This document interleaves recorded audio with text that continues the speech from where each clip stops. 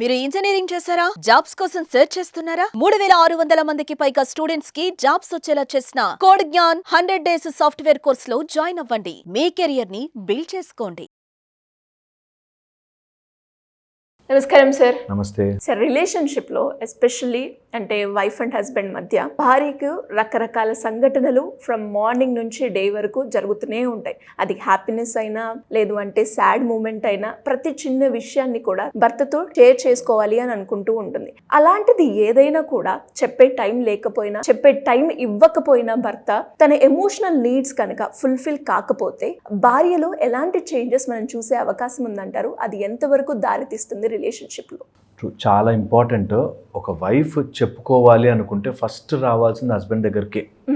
ఏ husband అయితే ఆ need fulfil చేయడో, that నీ భార్య నీతో కూర్చుని చెప్పుకోకపోతే ఎక్కడికి వెళ్తుందిరా అన్న కామన్ సెన్స్ ఉండాలి. సో అలా చెప్పుకోలేని పరిస్థితిలో ఉండి బిజినెస్ అనో, లేకపోతే ఆమె నచ్చదనో, లేకపోతే ఆఫీస్కి వెళ్ళిపోతున్నారనో, బిజీ అనో చాలా సిల్లీగా చేస్తారు. అసలు ప్రతి హస్బెండ్కి ఆ పాయింట్ రావాలి. తన ప్రాబ్లం వస్తే నా దగ్గరికి వస్తుంది, ఇంకెక్కడికి వెళ్తుంది అనే ఒక కామన్ సెన్స్ రావాలి ఫస్ట్ థింగ్. ఒకవేళ అలా చెప్పుకోలేని పరిస్థితిలో మైండ్ ఊరుకోదు. నేను చెప్తున్నాను కదా, it will search for an alternative. Disturbance create compulsory alternative వెతుకుతుంది. ఒక రోజు అడ్జస్ట్ అవుతుంది, 2 రోజులు అడ్జస్ట్ అవుతుంది, సంవత్సరాల తరబడి ఎక్కడ అడ్జస్ట్ అవుతారు ఎవరైనా. సో అప్పుడు ప్రాబ్లమ్స్ అన్ని లోపలికి రావడం స్టార్ట్ అవుతాయి. ఎప్పుడైతే ఈ ఎమోషనల్ నీడ్స్ తీరవో, ఫస్ట్ థింగ్ ఎనీ ఎమోషన్ లోపలికి వస్తే it will search for an exit, entry and an exit. ఆ ఎగ్జిట్ ఒక్కొక్కసారి సందర్భంలో మనకి జనరల్గా ఆస్ట్రాలజికల్ చార్ట్ వేసినా కూడా మేము చూసేది చంద్రుడు కేతువు ఆ టైప్లో ఏదైనా కాంబినేషన్ ఉంటే టూ మచ్ ఆఫ్ థింకింగ్ అయిపోయి నాకు ఎందుకు టైం ఇవ్వట్లేదు, ఇంకేదైనా ఉందా, అక్కడ ఇంకేదైనా ప్రయారిటీ అయిందా, నేను ప్రయారిటీ కాలేకపోతున్నానేంటి, నా గురించి అర్థం చేసుకోలేదేంటి అనే దాంట్లోకి వెళ్ళిపోయి దే విల్ సర్చ్ ఫర్ అన్ ఎవరైనా అలాంటి ఎమోషనల్ నీడ్ తీర్చేవాళ్ళు. కొంతమంది చాలా ఆడ్గా ఫ్రెండ్స్ అని చెప్పి, లేకపోతే పార్టీలు అని చెప్పి, లేకపోతే ఎవరైనా తెలిసిన వాళ్ళని చెప్పి డైవర్ట్ అవుతారు. వన్. సెకండ్ ఆస్పెక్ట్, పిల్లల మీద తీరుస్తారు. పిల్లల్ని గట్టిగా డిసిప్లిన్ చేయాలని చెప్పి అరవడం కానీ, కొట్టడం కానీ, ఇలా వాళ్ళ మీద మొత్తం చూపిస్తారు. సెకండ్. థర్డ్ మోస్ట్ ఇంపార్టెంట్, ఈ ఎగ్జిట్ ఆఫ్ ద అలాంటి కండిషన్ హెల్త్ రూపంలో పడుతుంది. ఓకే, హెల్త్ రూపంలో సమ్వేర్ ఈ ఎనర్జీ స్టోర్ అయ్యి దట్ నేను చెప్పుకోవడానికి లేదే. ఫోర్త్, ఇది చెప్పుకోవడానికి ట్రై చేసి అమ్మాయిలు ఉల్టా ఎలా అయిపోతారంటే గుంజుకొస్తారు. నాకు నువ్వు టైం ఇవ్వట్లే అని గుంజుకొస్తారు. ఈ ప్రాబ్లం మేము ఎంత కామన్గా చూస్తామంటే, హాఫ్ అన్ అవర్ టైం ఉందనుకోండి హస్బెండ్ దగ్గర, నువ్వు నాకు 2 hours టైం ఇవ్వట్లేదు అని ఈ హాఫ్ అన్ అవర్ గొడవ పడతారు. చాలామంది చూస్తాం. ఈ ఉన్న హాఫ్ అన్ అవర్ ఎంజాయ్ చేయొచ్చు కదా, చేయరు. నువ్వు నాకు కనీసం టైం ఇవ్వట్లేదు, సండే కూడా ఎక్స్ప్రెస్ చేసుకోవాలి కదా అని చేసుకుంటున్నాం అనుకుని ఉన్న టైం కూడా. ఇప్పుడు ఎవరైనా సరే అలా గుంజుకొచ్చే రిలేషన్ ఉంటుందా? ఉండదు.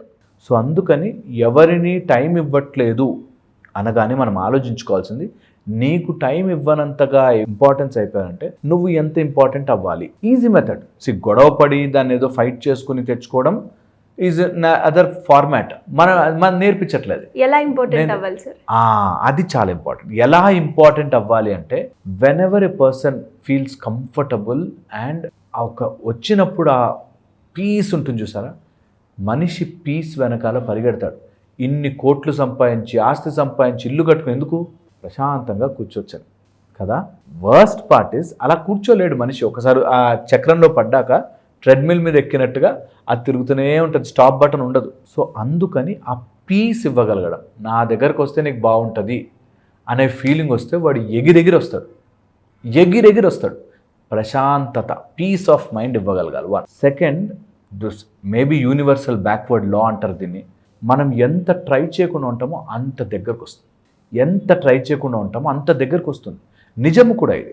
అందుకని ఆయన టైం ఇవ్వలేదు కంటే నీ ఎమోషనల్ నీడ్ బయట వెతకకూడదు. ఎమోషన్ నేను I will find my time, I will find my emotional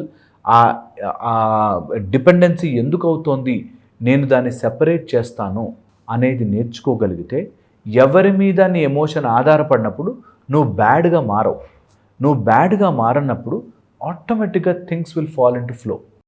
ఎలా సార్ అంటే ఆధారపడకుండా మనం ఉండాలి అంటే ఫస్ట్ ఆ ఎమోషన్ ఎలా క్రియేట్ అవుతుందో చూడాలి. ఇప్పుడు వాటర్ ఫ్లో అవుతున్నాయి, ఎక్కడి నుంచో రావట్లేదు నీళ్లు, ట్యాంక్లో ఉన్న ఎక్కడి నుంచో రావట్లేదు నీళ్ళు, ఎక్కడో బ్లాక్ అయ్యింది. ఆ బ్లాక్ని గమనించి క్లియర్ చేసుకుంటే వాటర్ ఫ్రీగా ఫ్లో అవుతుంది. వాటర్ అంటే మన లైఫ్లో ఉండే యూనివర్సల్ ఎనర్జీ. ఆ ఎనర్జీ మన దగ్గరికి రావాలి అంటే ఆ బ్లాక్ ఎక్కడో చూడాలి. ఆ బ్లాక్ ఎక్కడ తెలుసా? నాతో సమయం స్పెండ్ చేయట్లేదు, ఆర్ నాకు కష్టం ఉంది నేను చెప్పుకోవడానికి లేదు. ఓకే, సో పాయింట్ ఎక్కడొచ్చింది? నీ కష్టం చెప్తే వినడానికి కూర్చోవాలి. ఇప్పుడు సోదిరా బాబు పొద్దున్నే ఫీలింగ్ లో ఉంటారు సార్. ట్రూ, ఇది ఎంతసేపు ఇదే రామాయణం, మళ్ళీ అందులో ఏముండదు మనకి పనికొచ్చేది అన్నట్టుకుంటారు వాళ్ళు. నేనేమో డబ్బు సంపాదించాలి, ఇల్లు బాగుండాలి, ఇటు తిరుగుతున్నాను, ఈ సేపు మా అమ్మ ఎట్లా అంటుంది, మా నాన్న ఎట్లా అంటారు, లేకపోతే ఈరోజు పొద్దు నుంచి ఇలా అన్నారు, ఇందులోనే ఉన్నారే. Because these two are differently operating. మనుషులు, మగవాళ్ళు ఒకలాగా, ఆడవాళ్ళు ఒకలాగా ఆపరేట్ చేస్తున్నారు. సో అందుకని ఆ రెండిటికి మిస్ మ్యాచ్ అయినప్పుడే ప్రాబ్లం. సో ఏం చేయొచ్చు? Easy method. ఓకే, అది ఆ ప్యాటర్న్ ఆఫ్ బ్రెయిన్. నేను ఆయనలాగా మారినప్పుడు ఆయన నాలా మారలేడు కదా అనే ఫస్ట్ అండర్స్టాండింగ్ రావాలి. Point to be noted. Point very important. నువ్వు ఇప్పుడు అలా ఆలోచించకు మానే అంటే మనం వెంటనే అవునా అని మారలేము. కానీ ఆయన మాత్రం నాతో టైం ఇచ్చేయి అనగానే ఇచ్చేయాలి అనే ఏదో బ్లాక్ ఉంటుంది. ఆ బ్లాక్ని తీయడం వల్ల ఏంటి లాభం? నేనే తీసుకోవాలి, ఎప్పుడు నేనే కాంప్రమైజ్ అవ్వాలా అనే ఐడియాతో ఎప్పుడూ కాంప్రమైజ్ అవ్వద్దు. ఫ్రీ ఫ్లో అవ్వాలి, లెట్ ఇట్ ఫ్లో. ఎందుకంటే ఎవరిని గుంజుకొచ్చి ప్రేమలోకి తీసుకురాలేం, ఎవరిని గుంజుకొచ్చి మనం అక్కడ కూర్చోబెట్టలేం. సో నీ దగ్గరికి ఎగురుకుంటూ రావాలి అంటే నువ్వు ఎలా ఉండాలి? ఫిజికల్గా, మెంటల్గా, ఎమోషనల్గా ఎంత బ్యూటిఫుల్లీ ఎనర్జీ ఫ్లో అవ్వాలంటే అని మనుషులంతా అయస్కాంతం. Your heart is a magnet, అలా గుంజుకొస్తుంది పబ్లిక్. అనాహత చక్రం అనేది ప్రేమ, ఇట్లా వెదజల్లాలి ప్రేమని. యూ షుడ్ జస్ట్ అట్లా బయటకు వదులుతూ ఉంటే ఆటోమేటిక్గా వస్తారు. You will not believe. నేను ప్రేమిస్తూనే ఉన్నాను అన్నాడంటే నువ్వు ప్రేమ కాదు. నేను అన్నీ అడ్జస్ట్ అవుతున్నానండి అన్నారంటే అడ్జస్ట్ కాలేదు. నువ్వు ఇంకా ఎక్కడో నీ కోసం నేను చేస్తున్నాను చూసావని ఎంత గ్రేటో అన్నట్టు. అందులోంచి బయటపడాలి. ఇది నేను చెప్పేది రియల్ ప్రాక్టికల్లో చాలా కష్టం కావచ్చు, ఐ అండర్స్టాండ్. కానీ ఇంకొక ఆప్షన్ లేకుండా ట్రై చేయండి. నేను హ్యాపీగా ఉంటాను బాస్.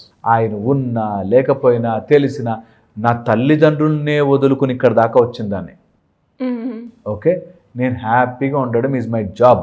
అందులో ప్రతి ఉమెన్ నాకు తెలుసు దట్ ఇల్లు వదులుకుని ఎంతమందిని రోడ్డు మీద ఎంత వేస్ట్ గాళ్ళని చూసి వాళ్ళ చూపులు చూసి ఇంత దుర్మార్గమైన ప్రపంచాన్ని అట్లా బ్రతుకుతూ వస్తున్నారు. సో వాళ్ళకు వదలడం చాలా ఈజీ. కానీ ఎక్కడో అలా పట్టుకుంటారు ఎమోషన్. అలా పట్టుకున్నప్పుడే ప్రాబ్లం స్టార్ట్ అవుతుంది. నేనంటే ఆ ఒక్కటి వదిలిపెట్టండి. ఎలా సార్, ఎలా ప్రాక్టీస్ చేయాలి? సింపుల్ థాట్ దట్ నేను పట్టుకున్నప్పుడు దొరకదు. నీళ్ళని గట్టిగా పట్టుకుంటే జారిపోతుంది, ఎనర్జీని ఇట్లా పట్టుకుంటే జారిపోతుంది. నేను ఐ లీవ్ ఇట్.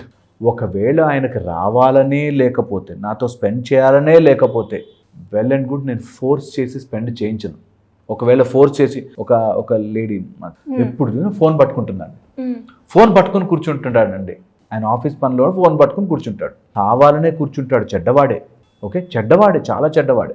కాకపోతే నువ్వు నీ దగ్గర ఉన్నప్పుడు ఫోన్ అవసరం కూడా ఉండకూడదు ఆయనకి అనేటట్టుగా మనం ఎప్పుడైతే ఆ ఎనర్జీని ఫ్లో చేయిస్తామో ఆటోమేటిక్ ఫోన్ పక్కన పడేసి నీతో మాట్లాడుతుంది. అది ఒప్పుకోవడం కష్టమైన ట్రై చేయాలి. That's one method. లేదు అట్లా ఉంది, గొడవ పడుతున్నాము అంటే దిగితే గొడవ గట్టిగా దిగాలి.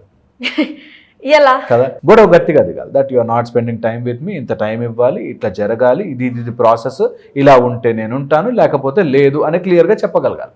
అది చెప్పరు. అది చెప్తే ఆయన తిడతాడండి, కొడతాడండి, గొడవకు వస్తాడండి, మీదకి వస్తాడండి. Okay, either this or that. నేనంట ప్రేమ మార్గమే బెస్ట్ మార్గం. ఎందుకంటే గొడవ పడి నువ్వు ఎనర్జీని పోగొట్టుకుంటున్నావు తప్పితే గెలవట్లేదు.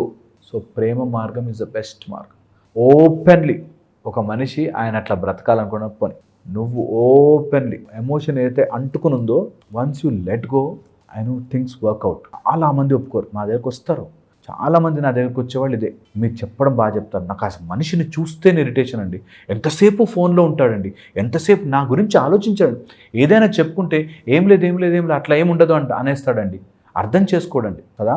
వాట్ బెస్ట్ మెథడ్ యునో, ఏం చెప్పకు, హ్యాపీగా you fill your self with love. అది మనిషి కాంప్రిహెండ్ చేయడం కష్టమే, కానీ అట్లాంటివి చేసినప్పుడే మిరకల్స్ జరుగుతాయి. True sir. ఇప్పుడు దాకా ఇన్ని వీడియోలు చేశాను కానీ ఈ వీడియో చేస్తున్నప్పుడు చాలా హ్యాపీ అనిపించింది, చాలా నేర్చుకున్నాను అనిపించింది. దాంతోపాటు ఎవరైతే ఒక వైఫ్ అయినా ఒక హస్బెండ్ అయినా చూస్తున్నప్పుడు ఈ వీడియోని 1-2 సార్లు కనుక నేను ఫోకస్డ్గా చూస్తే కనుక ఆ రిలేషన్షిప్ ఎందుకు బ్రేక్ డౌన్ అవుతుంది, నేను ఎక్కడ ఎమోషన్లో ఆగాను, ఎక్కడ నేను ఆయన మీద డిపెండ్ అయ్యాను, దాన్ని ఎలా కట్ చేసుకోవాలి, మీరు అన్నట్టుగానే ప్రతి ఒక్క పాయింట్ సార్ ఈ వీడియోలో చాలా సెన్సిబుల్. ఒక్కసారి కనుక వాళ్ళు ఆలోచించి చూస్తే అంటే మనం పట్టుకుంటాం, మీరు అన్నట్టుగానే వాటర్ని పట్టుకుంటామా, లేదు. అలా ఒక రిలేషన్షిప్లో ఒక వ్యక్తిని పట్టుకోవడానికి నా వాడు కదా, నాకు ఆ రైట్ ఉందని పట్టుకోవడం చేస్తూ ఉంటారు. కానీ అది అక్కడ డిస్టర్బెన్స్, గొడవలు ఇవే జరుగుతూ ఉంటాయి. కానీ మీరు అన్నట్టుగానే పేరెంట్స్ని వదిలిపెట్టి ఇక్కడ దాకా వచ్చి ఒక ఇంటికి వెళ్ళినాక అక్కడే వదులుకున్నాం, మనం ఇక్కడ వదులుకోలేమా, మన అంటే మన స్టాండ్ తీసుకోలేమా, ఇలా ప్రతి ఒక్క మాట కూడా చాలా ట్రూ సార్. 1-2 సార్లు ఈ వీడియో చూడండి. మీ రిలేషన్షిప్లో మీరు ఏదైతే ప్రాబ్లం ఫేస్ చేస్తున్నారో దాంట్లో అట్లీస్ట్ ఒక 75% అయినా ఈ వీడియో ద్వారా మీరు క్లియర్ చేసుకునే అవకాశం ఉందని నాకు అనిపిస్తుంది. Anyways great sir, thank you so much. Suman టీవీలో మీ పర్సనల్ అండ్ బిజినెస్ ప్రమోషన్స్ కోసం కింది నెంబర్కి కాంటాక్ట్ చేయండి.